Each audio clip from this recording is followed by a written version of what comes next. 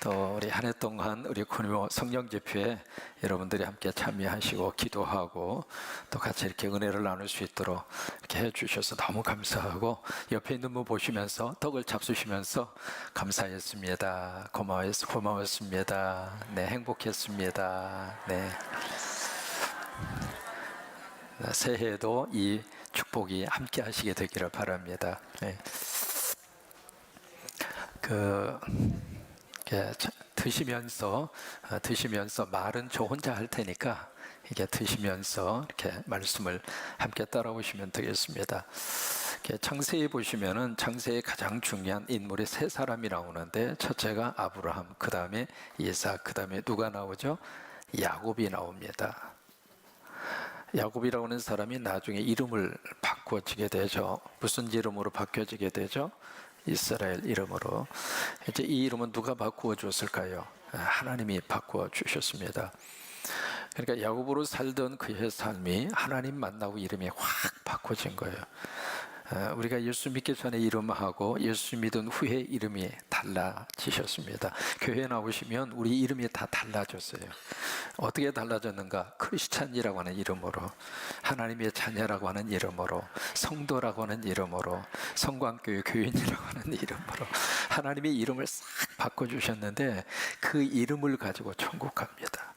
그래서 우리가 이 세상에 남기는 이름은 야곱이 아니라 이스라엘이라고 하는 이름을 남기는 거예요. 그래서 이제 야곱이 이스라엘이라는 이름 바뀌어지게 되는데, 창세기 45장에 보시면 야곱이 기가 막힌 사건을 접합니다. 뭐냐면 그의 아들이 있었죠. 그 아들의 이름이 바로 요셉이었죠. 그 요셉이 죽었어요.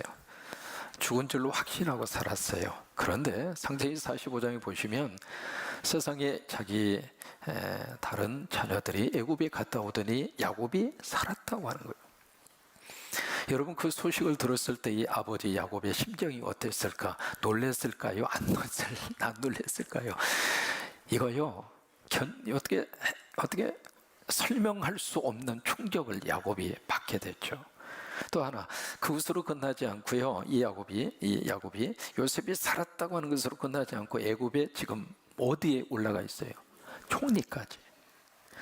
그런 이 두 가지 사실에 대해서 이 아버지가 그 소식을 들었을 때 이 야곱은 그 사실이 믿어질까요? 믿어지지 않을까요? 믿을 수가 없는 거죠. 얼마 전에 6살에 길거리에 이렇게 방황하고 헤매이다가 부모님을 잊어버렸어요. 그래서 그 6살 먹은 그분이 어떻게 해서 고아원으로 가게 됐고, 고아원에서 미국으로 입양을 떠났잖아요. 그러다가 32년 만에 한국에 와서 세상에 자기의 어머니를 만나요. 여러분, TV에서 혹시 보셨나요? 32년 만에 그 어머니를 만나는데 이 아들이 한국말 하나도 몰라. 이 어머니가 막 끌어안고 이렇게 얼굴을 쓰다듬으면서, 그러니까 그 아들이 뭐라고 그러냐면, 나 많이 보고 싶었다고. 미국말로 그래, 영어로. 나 많이 보고 싶었다고. 그리고 그 다음에 뭐라고 그런 줄 알아요? 엄마하고 나하고 닮았다고. 그동안에 엄마를 많이 찾았다고.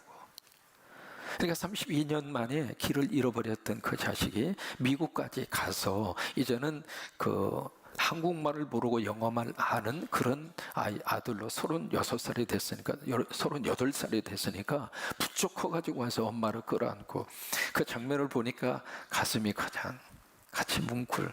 근데 이 야곱은요, 요셉이라고 하는 그 아들이 이미 죽은 걸로 생각이 아니죠. 이미 죽었죠. 그리고 나서 잊어버리고 살았는데 갑자기 이 아들이 살았다고 하는 거예요. 또 하나, 살아있는 것으로 끝나지 않고 애굽의 2인자로 올라가 있다고 하는 거예요. 그래서 이제 믿지를 못하고 있는데, 어느 때 이 야곱이 그 사실을 믿게 되느냐면, 그 자기의 다른 자녀들이 애굽에서 뭔가 하나를 가지고 왔습니다. 그게 바로 뭐냐면 애굽산 자가용 수레입니다. 그 수레를 딱 보면서 야곱이 그때 가서, 아하, 우리 아들이 진짜로 살았구나. 우리 아들이 진짜로 애굽의 2인자가 되었구나. 그 생각을 하고, 그러고 나서 이 야곱이 얼마나 달려가서, 보고 싶지 않아요. 한 걸음에 달려가고 싶은 거예요. 그래서 막 달려오다가 어디에 딱 와서 정착을 이제 머무르냐면, 지도를 이렇게 보시면은요, 부엘세바라고 하는 장소에 딱 와서 머무릅니다. 부엘세바는 이 사해라고 하는 지역에서 밑으로 쭉 내려가서 이쪽 지음에 있거든요. 이 부엘세바는 바로 애굽으로 내려가는 국경지대예요.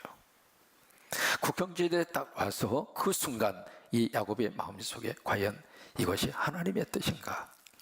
그래서 이 부엘세바에서 야곱이 뭘 하느냐면 하나님 앞에 제단을 쌓아요. 다시 말해서 예배를 드립니다. 여러분, 예배하는 이 시간이 하나님의 복을 받는 시간입니다. 금요 성령 깊이 오셔서 이렇게 피곤함에도 불구하고 와서 우리 쉐키나의 귀한 찬양의 영성이 우리에게 큰 힘이 되고, 쉐키나 찬양하고 같이 부를 때마다 성령님이 우리 안에 임재를 하세요. 성령의 기름 부으심이 있으셔서 왜 그런가 싶었더니 쉐키나 안에 성령님의 역사가 있어요. 우리 저분들의 표정을 보세요. 천사입니다. 아멘 하신 대로 됩니다. 그러니까 찬양을 들으면서 우리가 은혜가 되고, 말씀을 들으면서 하나님이 우리에게 말씀 속에 은혜를 허락하시고, 여러분 하모니카 찬양 계복동 3-1 성광교회 외에는 그 하모니카 연주 못 듣습니다. 그렇잖아요. 또 그 하모니카 찬양 속에 이게요.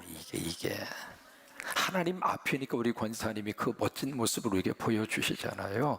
그러니까 예배할 때 하나님이 역사하시고, 예배할 때 성령님이 역사하시고, 예배할 때 길이 보이게 되는데, 야곱이 바로 이 부엘세바에서 하나님 앞에 예배를 드린 거예요. 여러분, 새해에도 예배 꼭 붙잡고 위로받으면서 사시게 되기를 바랍니다. 예배 꼭 붙잡고 희망을 가지고 사시기를 바라고, 예배 꼭 붙잡고 병마가 떠나가기를 바라고, 이 시간에도 우리 뒤에 김가빔, 앞에 이가빔, 가빔, 이름이 같다고 앞뒤로 지금 앉아 계세요. 지난주 우리 새가족부 졸업을 하셨습니다. 나 저분을 볼 때마다 야, 하나님이 이렇게 역사하시는구나. 처음에 오셨을 때 어느 정도 심각했는가, 마이크 한번 드려보세요. 전도사님, 마이크 갖다 드려봐. 본인이 이렇게 말씀하시는 게 훨씬 더 전달력이 있을 것 같으니까, 처음에 오셨을 때 우리 한은자 권사님 전도 받아서 처음에 우리 교회 오셨을 때 어떤 상태였는지 한번 말씀을 한번 해보세요. 안녕하세요. 저는 교회 9월 달부터 이제 나오게 됐는데, 제가 이렇게 살아오면서 항상 하나님은 제 안에 계셨던 걸 몰랐던 거예요. 근데 이번에 제가 최종적으로 이제 림프종 말기암이라고 했을 때는 정말 붙잡을 사람이 하나님밖에 안 계시더라고요. 그래서 하나님께 매달렸어요. 그런데 항암치료 3차 항암 받고 기적이 일어났어요. 그래서 부족하지만 항상 시간만 되면 하나님 여기 계시는 곳에 와서 기도드리고, 목사님 말씀 듣고 열심히 신도생활 하면서 살려고 합니다. 감사합니다.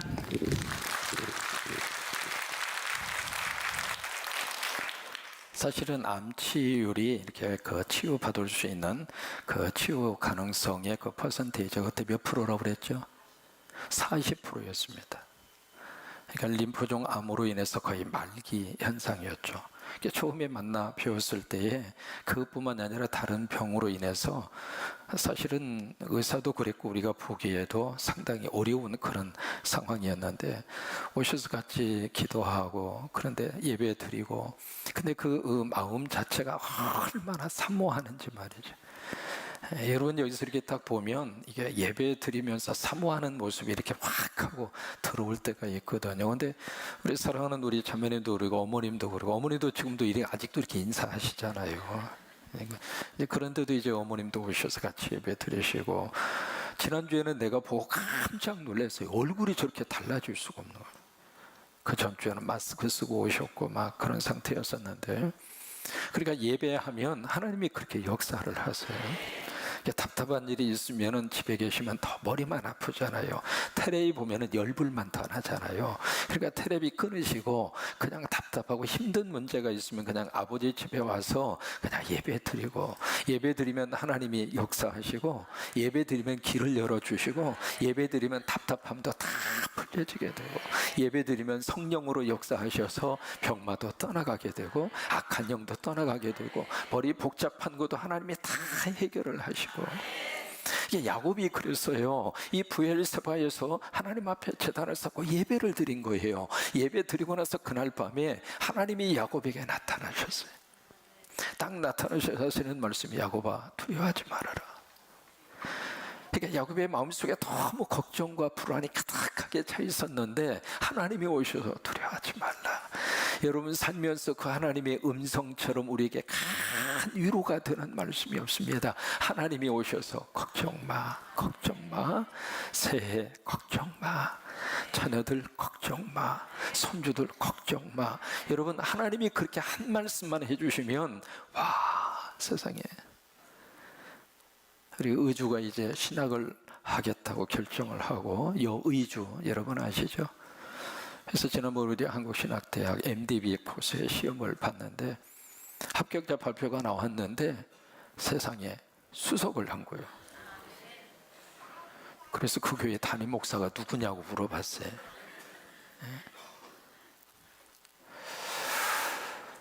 그러니까 참 하나님께서 하시는 일이 신비롭습니다. 이렇게 때가 돼서 하나님의 딸을 부르시고, 그 딸을 하나님이 들어쓰시고, 앞으로 이제 신학을 하면서 걱정도 되고 불안하기도 하고 그렇지만은 하나님이 꿈에 딱 나타나셔서, 의주야 걱정 마, 그 말씀 한 말씀만 사랑하는 딸에게 해주면 의주는 춤을 춥니다. 우리 인생이 그래요. 하나님이 오셔서 두려워하지 말라, 걱정하지 말라. 야곱에게 하나님이 그렇게 말씀을 하시면서, 가, 애굽으로 가. 내가 너를 그 땅에서, 바로 이 애굽 땅에서 큰 민족을 이루어 너를 내게로 나오게 하리라. 그러니까 뭐냐면 그 하나님의 약속이거든요. 그 하나님의 약속을 바로 이 브엘세바에서 줍니다. 그래서 야곱은 하나님의 확신과 응답을 다 가지고 출발하는 거예요. 그 전에 그 약속과 말씀이 없이 왔었던 이 여정하고, 그 말씀을 받고 그 다음 가는 여정하고 야곱의 마음과 생각이 달라요. 여러분, 2020년 새해 시작할 때 오늘 이 저녁에 하나님께서 말씀을 주시기를 바라고, 하나님의 약속을 주시기를 바라고, 그걸 꼭 붙잡고 새해 하나님이 잘 되게 하실 거예요. 새해 하나님이 복 주시게 될 거예요. 새해 하나님이 여러분을 들어 쓰시게 될 거예요. 우리 가정 안에 큰 역사가 이루어지리라고 믿어요. 저는 이제 신방 요청이 들어왔을 때, 다른 신방들은 급하지 않으면 부교육자들이 다 교구 담당이 있으니까 그분들이 이제 하시도록 거의 다 드리는데, 임종 예배 부탁이 들어왔을 때는 열일을 제쳐놓고 가요. 저 오늘 아침에 교육자 회의 하는데 권사님의 남동생인데 오늘 내일 한다고 하는 소식을 듣고 우리 교회에 출석하지는 않습니다. 그 소식을 듣고 열일을 제껴놓고 가자 해서 갔더니 군산 의료원에 계시더라고요. 봤더니 지금 담낭 암에 마지막 온몸이 암이 다 퍼져서 제가 보기에도 이제 2, 3일 정도 계시겠구나, 그 생각이 들 정도로. 근데 권사님이 이 문제를 전화할까 말까. 왜냐면 동생이 신앙생활 한 것도 아니고 우리 교회 나온 것도 아니고. 근데 권사님의 입장으로서 이 남동생이 그렇게 누나한테 잘해준 거예요. 그래서 이제 용기를 내서 전화를 하셨고, 그게 저에게 연락이 돼서 오늘 가서 이제 병원에 신방을 가는데, 그때 신방을 가면서 꼭 기도하는 게 있어요. 저는 개인적으로 뭐냐면, 하나님 주의 종이 갑니다, 입을 열어 아멘에게 해주세요. 이게 불신자가 한 번도 예수님이 뭔가, 목사가 뭔가 아무것도 모르는 분이 그 마지막 절대절명의 순간에 아멘 한다고 하는 것은 하나님이 해주시지 않으면 안 되거든요. 제가 그렇게 기도하고 이제 딱 가서 딱 보니까 거의 뭐 이제, 근데 누님 권사님이 이야기하시니까 눈을 뜨시더라고요. 눈을 뜨면서 목사가 왔다고 그러니까 반응을 보이시더라고요. 그래서 같이 예배 드리고, 그리고 마지막 나오기 전에 저를 따라서 한번 하십시다, 아멘 하니까 아멘 그러는 거예요. 그 아멘 소리에 우리 교회에 지금 출석하고 있는 권사님이 얼굴이 달라진 거예요. 얼굴이 환해지면서, 목사님 내 동생 아멘 했다고, 내 동생 아멘 했다고, 나 이제 동생 보내도 마음이 좀 덜 저기 하겠다. 여러분, 우리가 지금 할 수 있는 이 아멘이 사실은 그 병상에서 마지막 호흡을 가다듬고 이 마지막 순간을 맞이하는 분에게 있어서의 아멘은 그렇게 옆에 있는 사람들에게 그렇게 깊은 감동을 주는 거예요. 그 아멘을 누가 하게 하시는가? 하나님이 하게 하시는 거예요. 그 순간에 하나님이 그 영혼을 구원하신 거예요. 그 순간에 그를 천국으로 인도하는 거예요. 여러분, 그런 것처럼 하나님의 말씀과 약속을 가지고 야곱이 딱 떠났을 때에는 그의 입에 아멘, 그게 있는 거예요.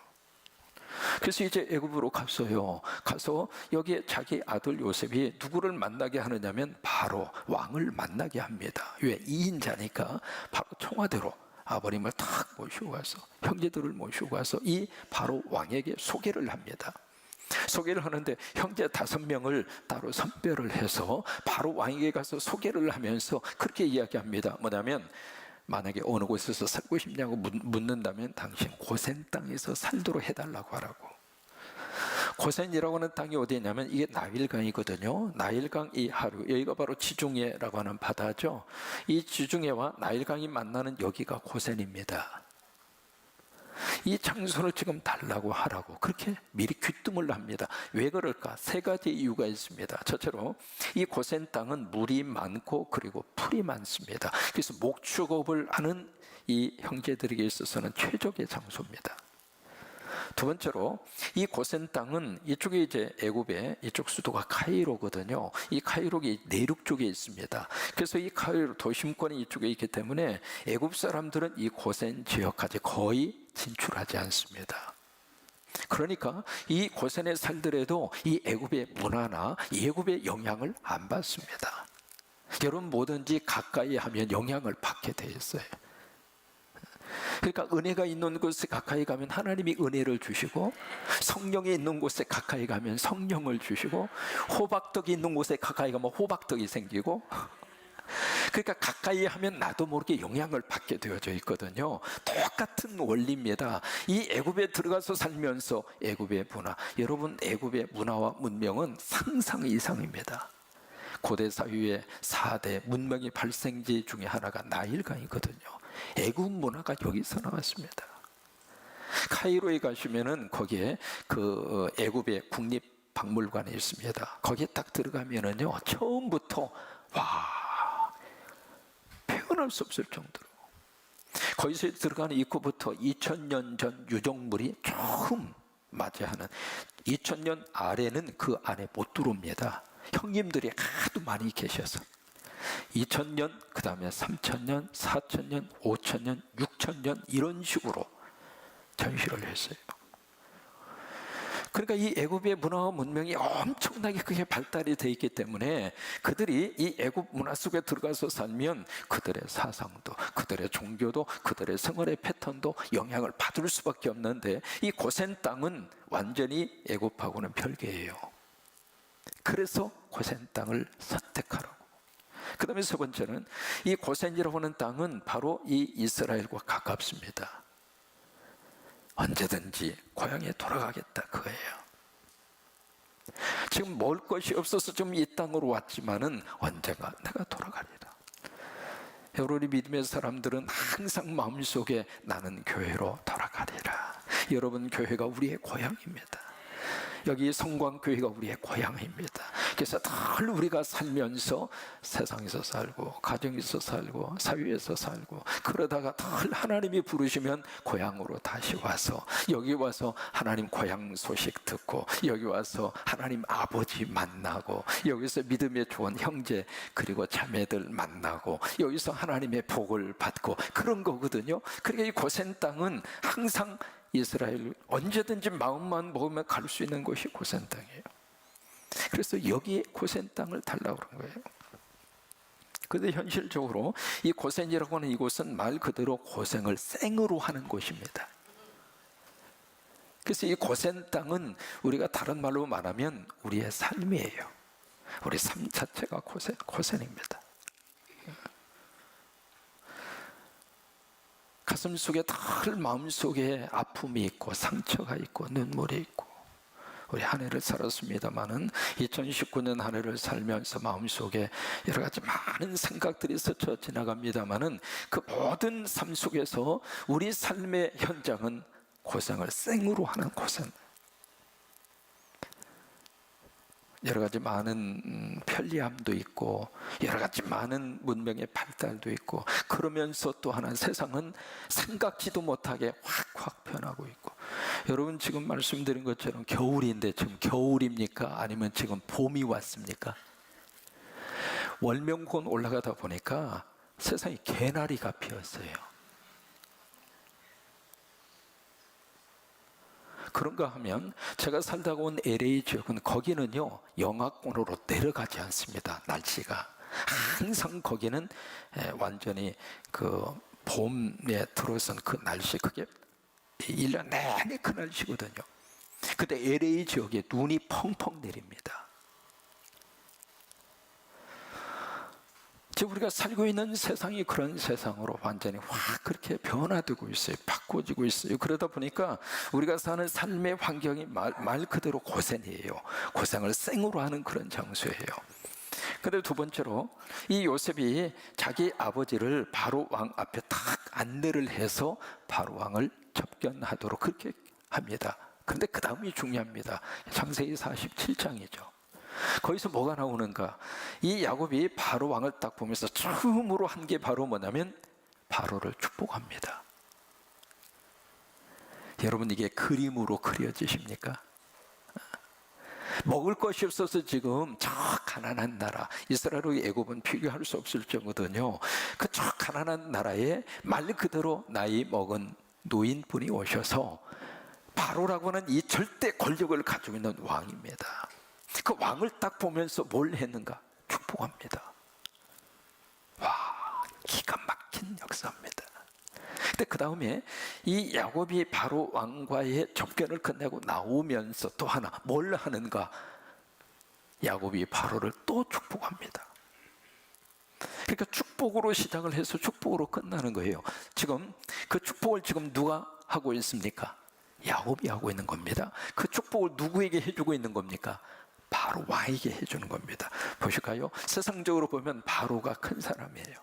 바로가 많은 것을 가지고 있는 사람이에요. 그런 사람이고 이 야곱의 입장으로서는 아무것도 내세울 것이 없어요. 근데 이 야곱이 바로를 축복하는 겁니다. 여러분 여기에 기독교의 축복의 비밀이 있습니다. 여러분 우리는 말이죠, 축복을 빌어줄 수 있는 축복권을 하나님이 여러분들에게 다 주셨어요. 왜 그럴까? 복의 근원이 누구일까? 예수님이에요. 예수님이 여러분 안에 계세요. 그래서 우리는 예수님의 이름으로 축복하는 거예요. 예수님의 이름으로 축복합니다. 주의 이름으로 축복합니다. 예수님의 이름으로 축복합니다. 서로 한번 옆에 있는 분에게 예수님의 이름으로 축복합니다. 예수님의 이름으로 축복합니다.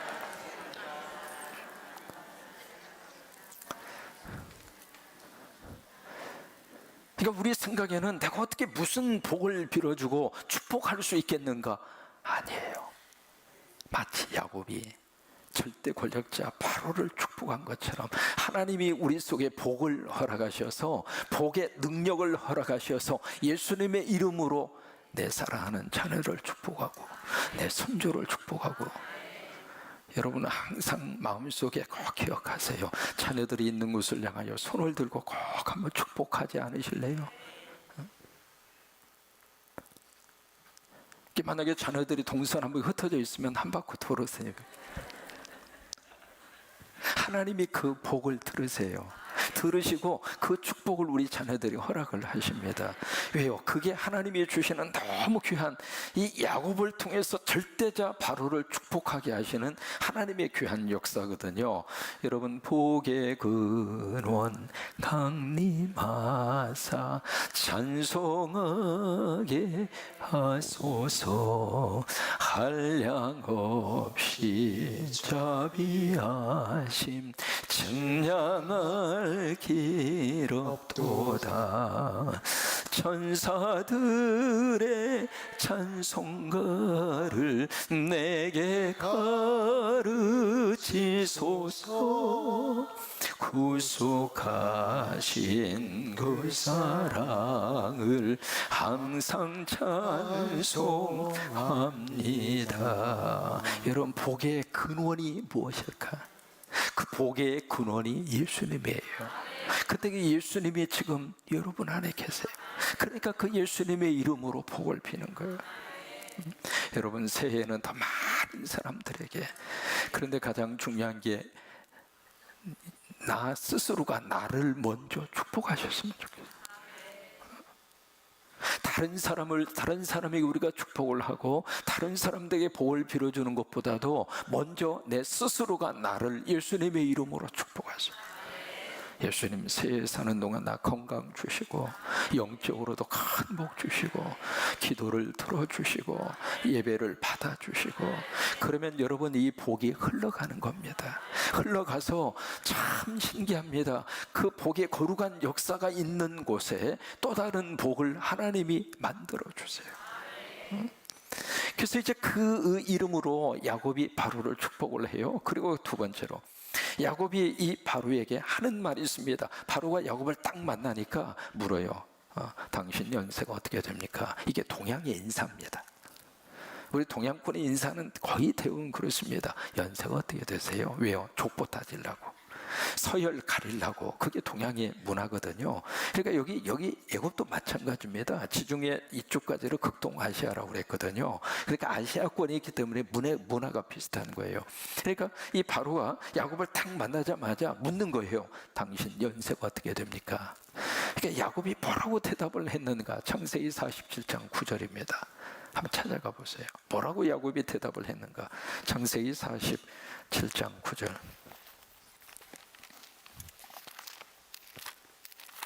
야곱이 바로에게 했던 그의 인사입니다. 47장 9절.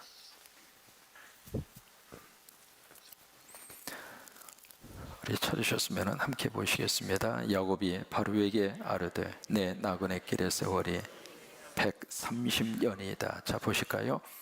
내 나그네 길. 이것은 베드로전서하고 똑같습니다. 베드로전서 1장에서도 나그네와 행인 같은 너희, 그렇게 말하잖아요. 이게 나그네라고 하는, 영어로 필그림이라고 하는 단어를 씁니다. 여러분, 나그네는요, 짐이 많을까요? 아니면 짐이 가벼울수록 좋을까요? 그래요. 나그네는 가벼울수록 좋아요. 짐이 많으면 많을수록 복잡해요. 나그네 삶을 사는 사람은 너무 많은 것을 이렇게 소유하려고 그러면 힘들어요. 그러니까 가벼울수록 좋습니다.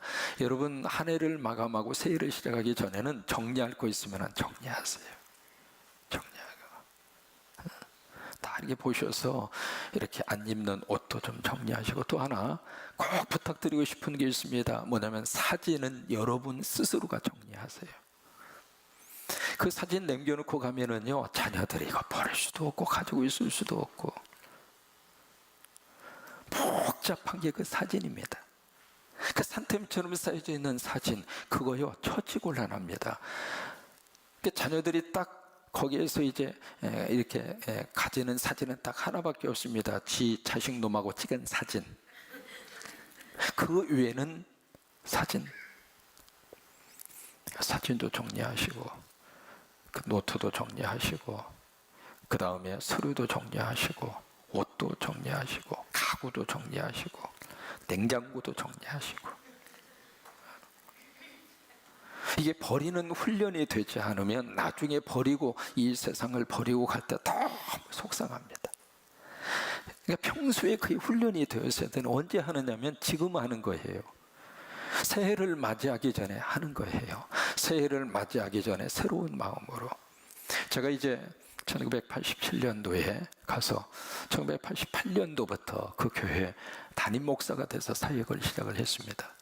그러다가 한 10년 정도 사역을 하다가 어느 날 무슨 생각이 들었느냐면, 내가 영적으로 안식년이 필요하구나, 그 생각이 들어서 어떤 마음을 딱 주셨느냐면, 이제부터 내가 영적 안식년을 내가 선포하고 가지리라. 그래서 1년 동안 작정을 했습니다. 다른 모든 서적 1절 내가 보지 않으리라. 오직 내가 성경만 보겠다. 여러분, 목사는요, 책에 대한 책이 가장 큰 재산입니다. 그래서 책을 그렇게 돈 많이 쓰면 책 사고 월부로 사고 할부로 사고, 그래서 책을 이렇게 갖다 놓으면서 그게 이제 목사로서는 최고로 행복한 거고 목사의 재산 목록 1호거든요. 상당히 큰 사무실이었습니다. 그 사무실의 책을 완전히 동서남북으로 빽빽하게 해서 하는 거. 그러면서 이제 그 안에서 연구하고 그러면서 행복하고 그랬는데, 그 책의 3분의 1을 버렸습니다. 그리고 성경책 하나만 가지고 1년 동안 내 영적 안식년을 내 스스로가 선포하고 보냈습니다. 한 달에 2독을 했습니다. 15일이면 성경 1독할 수 있습니다. 아침부터 저녁까지 성경만 계속 읽은 거예요. 1년에 24독을 했습니다. 그게 그 다음 목회를 할 때 저에게 있어서는 너무 큰 힘이 됐습니다. 나그네는 짐이 많으면 복잡합니다. 힘듭니다. 그러기에 가면 갈수록 줄이셔야 합니다. 간단해야 좋습니다. 야곱은 자신의 인생을 바르게 이야기하면서 나 나그네로 살고 있어. 뭐예요? 이 세상 미련 두지 않는다 이거예요. 오늘 의사서 텐트치 그렇게 살지 2, 3일 있다가 여러분 거기 미련 두고 그냥 거기 계시겠습니까? 아니죠. 그러면서 이 야곱이 바로에게 그렇게 이야기합니다. 내 나그네 길의 세월이 130년입니다. 지금 그 당시 야곱의 나이가 130세였다 이 말이에요. 130세.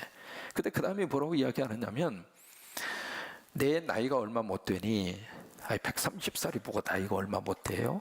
근데 어쨌든 야곱이 그래요. 내 나이가 얼마 못 되니, 그 다음에 하시는 말씀이 우리 조상의 나그네 길의 연주에 미치지 못합니다. 왜냐하면 할아버지 아브라함은 175살을 살았습니다. 아버지 야곱은 180살을 살았습니다. 그러니까 할아버지나 아버지에 비해서 자신은 130수를 누렸기 때문에 자신의 현재 입장으로 봐서는 할아버지나 아버지보다는 훨씬 더 아직 미치지 못할 정도로 그만큼 살았다 그 말이에요. 그러면서 그 다음에 야곱이 뭐라고 이야기하느냐면, 참 기가 막힌 말을 여기서 고백하고 있습니다. 내 나그네 길의 연주에 미치지 못하나, 그 다음에 어떤 세월을 보냈어요? 험악한 세월을 보냈습니다. 아주 힘들게 살았습니다. 야곱만 그럴까?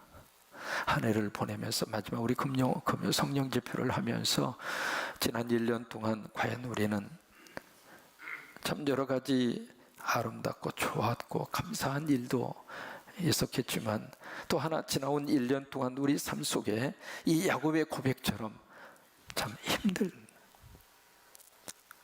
험악한 세월. 야곱은 고향을 떠나서 외삼촌 라반의 집에 떡 떠나는 순간부터 고난이었습니다. 20년 이민자의 생활을 살면서 정신적으로 힘들었고 육체적으로 힘든 고통의 삶을 살았습니다. 이제는 짐을 정리하고 고향으로 돌아오는데 형 에서가 군대를 이끌고 온다고 하는 소식을 듣고 밤새도록 뭐예요? 나 좀 살겠다고 하는 거예요.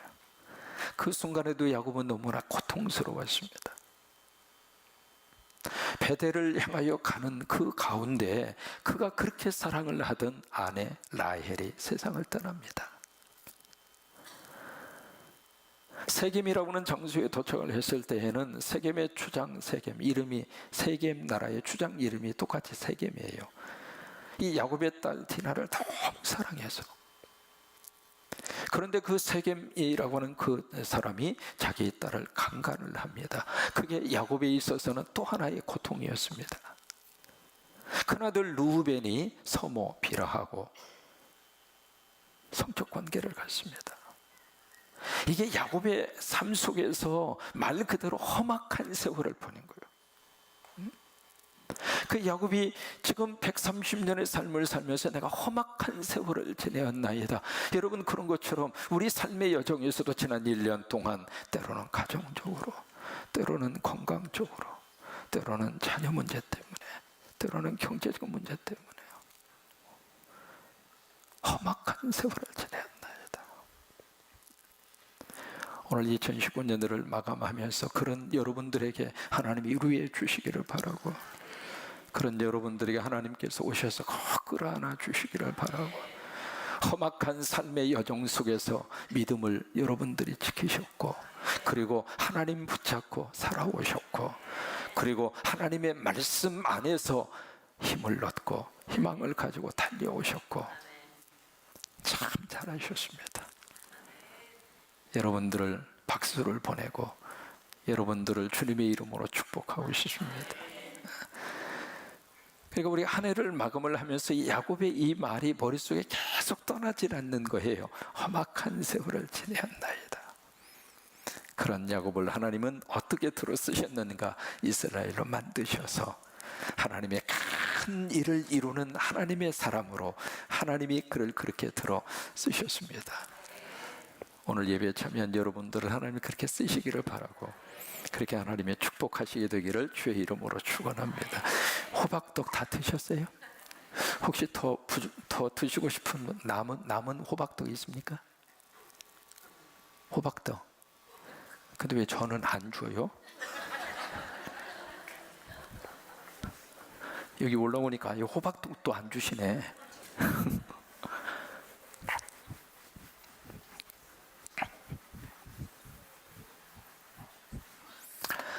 네. 오늘 베드로서의 가장 중요한 주제가 뭐라고 그랬죠? 희망이라고 그랬습니다. 네. 아이고 세상에, 말은 하고 봐야 돼요. 네? 아, 그래요? 이따 챙겨 먹어요. 네. 이게 희망인데, 오늘 이제 베드로전서 3장으로 가시면 뭐가 있냐면 가정 문제를 다루고 있습니다. 왜 희망의 이야기를 하시면서 가정 문제를 다룰까? 지금 이 편지를 받고 있는 분들이 전부 다 힘들게 지금 살고 있거든요. 그리고 뿔뿔이 다 흩어져서 지금 살고 있고요. 나그네로 살고 있고요. 근데 그들에게 왜 가정 문제를 다루고 있을까? 여러분, 힘들고 어려울수록 가장 중요한 게 가정과 부부입니다. 아무리 힘들어도 가정과 부부가 제대로 딱 든든히 서 있으면 힘든 것을 이겨낼 수 있습니다. 근데 이게 흔들리면 참 어려워요. 그래서 이 가정 문제를 다루는 거예요. 가정 문제를 다루면서 이 가정의 가장 중요한 중심의 구성원이 부부잖아요. 그래서 부부 문제를 다루면서 아내들아, 그래서 아내들아, 1절에 보시면 아내들아 그렇게 말씀하죠. 그 다음에 7절에 보시면 남편들아. 아내가 먼저입니까? 남편이 먼저입니까? 아내가 먼저입니다. 그리고 또 하나, 분량을 보더라도 아내들에게 주신 말씀이 훨씬 더 길어요. 남자들은 조금밖에 안 왔어요. 왜 그럴까? 두 가지 이유가 있습니다. 첫째로 유태인들은 목의 중심 사회입니다. 두 번째, 여성이 가정의 가장 중요한 중심축입니다. 그래서 여성이 가정을 지켜가는 데 있어서의 큰 힘이, 미안해요, 남성보다도 여성의 힘이 훨씬 더 강렬합니다. 그래서 여성에 대한 문제를 먼저 이야기하신 거예요. 그러면서 뭐라고 말씀을 하시는가? 오늘 베드로전서로 가셔서 이렇게 보시면 3장 1절에 보시면 아내들아 이와 같이 누구에게 순종하라고 그랬어요? 잘 읽으셔야 돼요. 자기 아내, 자기 남편. 7절에 보면 남편들이 이와 같이 지식을 따라 누구 아내와 통거하라고요? 너희 아내하고. 이거 잘못 해석하면 모든 남자, 모든 여자하고 함께 순종하고 통거하고, 그거 아니거든요. 그러니까 지금 우리 한국 교회에 몇 가지 이제 심각한 문제가 대두되어 있는데 그중 하나가 동성연애 문제잖아요. 지난번 우리가 강의 들으셨잖아요. 이 성윤리 문제가 우리 한국 사회 안에 지금 굉장히 큰 문제로 지금 대두가 되어져 있습니다. LG라고 하는 회사에서 젊은 남성을 중심으로 갓 결혼한 커플들을 대상으로 조사를 했습니다. 조사를 해서 뭐라고 물었느냐면 당신들 결혼한 것을 후회하십니까? 그렇게 물었어요. 그러니까 내가 지금 결혼하고 후회한다. 남자의 대답이 몇 프로냐면 12.6%. 10명 중에 1명이 나 이 결혼 후회한다. 그럼 여자는 몇 프로 나왔는가? 이보다 많을까요? 작을까요? 어떻게 하셨죠? 23.7%. 여성은 남성보다도 2배 결혼하고 나서 후회합니다. 그러면 그 다음에 두 번째 물었습니다. 당신이 또 결혼한다면 이 여성, 이 남성과 결혼할 의사가 있습니까? 그렇게 물었어요. 그러니까 남성은 내가 다시 결혼하더라도 이 여자고 내가 다시 결혼하겠다고 그렇게 대답을 한 사람이 65.7%입니다. 퍼센테이지가 굉장히 높습니다. 그러니까 적어도 10명 가운데 6명, 그러니까 반올림하면 7명 가까이는 어떤 일이 있어도 나는 이 여자하고 또 결혼하겠습니다. 여러분들의 남편이 그런 분들입니다. 초지일관, 오매불매, 불망초, 나 그대 없이는 못 삽니다. 그 마음으로 남성들은 생각하고 산다 그 말이에요. 이게 평균치가 그래요. 그러면 여성은 만약에 다시 시집간다면 이 남성하고 시집을 가겠습니까? 그 질문 앞에 이게 그렇습니다 대답한 퍼센티지가 이거보다 높을까요? 내려갈까요? 얼마나 될 것 같아요? 네? 33.3% 나왔습니다. 충격이에요. 그러니까 여성들은 남성들보다도 거의 10명 중에 3명만 다시 이 사람하고 결혼하겠습니다. 시집가겠습니다. 나머지 7명은 딴 마음 가지고 산다 이 말이에요. 우리 가운데 해쳐 모여 하면 곤란한 사람 많습니다. 이게 바로 뭐냐면 한국의 성윤리를 보여주고 있는 단적인 통계 숫자예요. 이게 정확하다고 볼 수는 없습니다만 그래도 한 번 정도로 생각하게 하는 통계입니다. 그러니까 이 가정 문제를 이야기하면서 모든 남자에게 순종하라 그거 아니에요. 모든 여자에게 그거 아닙니다. 너의 아내, 너의 남편. 그러면서 여기 1절 말씀 한번 다시 보십니다. 아내들아 이와 같이 자기 남편에게 순종해라. 이것은 이는 혹 말씀을 순종하지 않는 자라도 불신자죠. 말로 말미암지 아니하고 말한다고 해서 남자들이 듣느냐고요. 물론 바가지 긁으면 뭐 어쩔 수야 듣겠지만은 그러나 말로 말미암지 아니하고 그 안에 무엇으로 말미암아? 행실로. 그래서 예수 믿는 가정에 우리 여성분들은 더 가정에 가셔서 남성들에게 더 잘해 주셔야 돼요. 예배 마치고 가서는 찌개라도 하나 더 잘 끓여 주시기 바라고, 찌개에다가 조금이라도 더 살코기 두어짐이라도 더 얹어서 남편에게 드리고, 당신은 왜 이렇게 나한테 많이 퍼줘? 이게 다 그리스도의 사랑이죠. 그러면서 이제 해주고, 잔소리 여기까지 하고 싶어도 예배 마치고 가서는 그냥 쌍긋이 웃으면서 아유 당신 오늘 어떻게 잘 지냈어? 오늘 또 왜 그렇게 그려? 그냥 예배 드리고 오면 다 이렇게 하는 거예요? 이게 말이 아니라 행실로 그렇게 하라 그런 말씀이죠. 그것으로 말미암아 뭘 받게 하려 하심이냐면 구원을 받게 하려 하심이니라. 가정 안에서는 말 전도 가지고 안 됩니다. 행동 전도예요.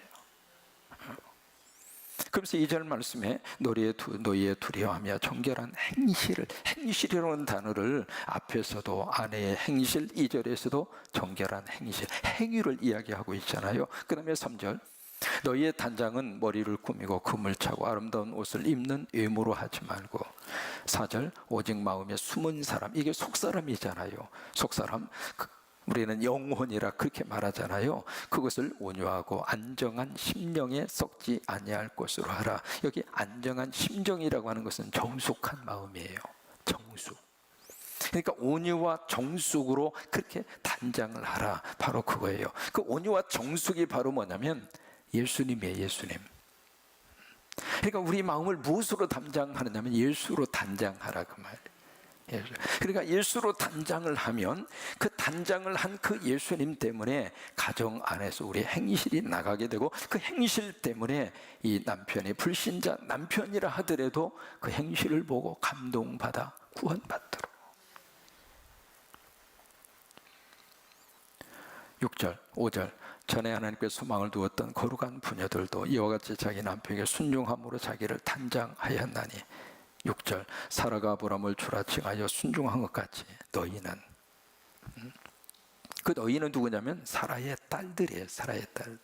그러니까 예수 믿는 여성들을 사라의 딸로 지금 그렇게 보고서 말씀을 주시는 거예요. 선을 행하고 아무 두려운 일에도 놀라지 아니하면 그의 딸이 된 것이니라.